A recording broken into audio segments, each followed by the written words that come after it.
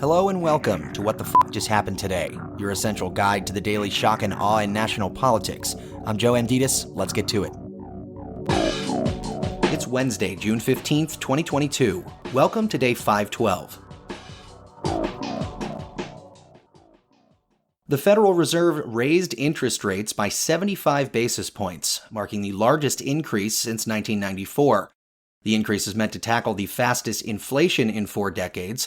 Chairman Jerome Powell called the move an unusually large one, adding that he expects either a 50 basis point or 75 basis point increase at the Fed's July meeting. Economic data showed that inflation unexpectedly rose to 8.6% in May.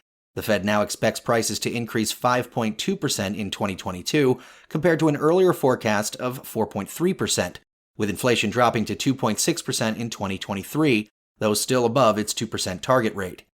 On average, Fed policymakers expect interest rates to rise to 3.4% by December and 3.8% by the end of 2023, up from the 1.9% they projected in March.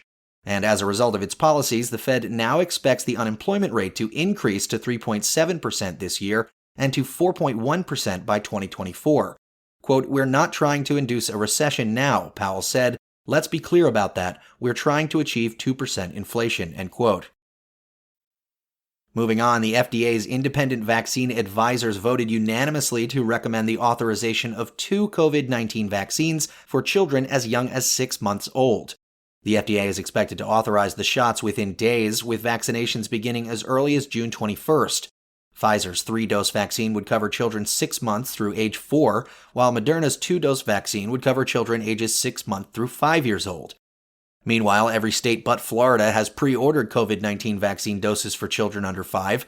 Florida missed yesterday's deadline to pre-order, guaranteeing a delay in access for parents in that state. Meanwhile, the United States will send an additional $1 billion in military aid to Ukraine. The military equipment will include anti-ship missile launchers, 18 more long-range M777 howitzers, and more rounds for the high-mobility artillery rocket systems. The aid represents the largest single package of weapons and equipment since the war began. Overall, including this latest package, the U.S. has committed about $5.6 billion in security assistance to Ukraine since February. Moving on, Trump Jr, and Ivanka Trump must answer questions under oath in New York State's civil investigation into their business practices. The New York Court of Appeals declined to take up the Trump's appeal, saying that there was no substantial constitutional question that would warrant its intervention. 2 lower courts have already rejected the claim that the probe by the New York Attorney General Letitia James is politically motivated, and depositions are set to begin on July 15th. Meanwhile, a federal judge rejected Steve Bannon's motion to dismiss the criminal contempt charge against him for defying a subpoena from the January 6th committee. Judge Carl Nichols rebuffed Bannon's arguments that the subpoenas from the committee were illegal and that Trump had asserted executive privilege to block his testimony. Bannon's trial will start on July 18th. If convicted, he could face up to a year behind bars and a fine of up to $100,000. A conviction, however, would not require him to comply with the subpoena.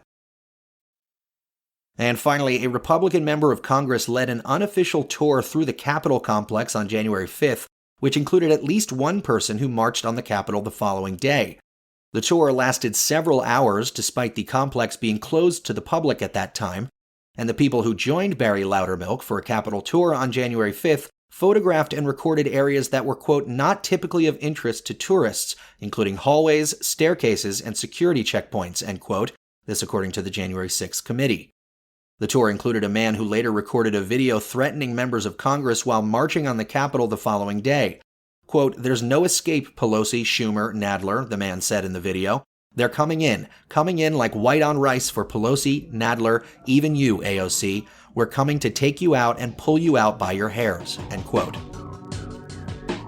That's all for now. You can find the links and sources for all of these stories on the main website. And as always, visit whatthefjusthappenedtoday.com for the latest news and headlines. Until next time, I'm Joe Amditis.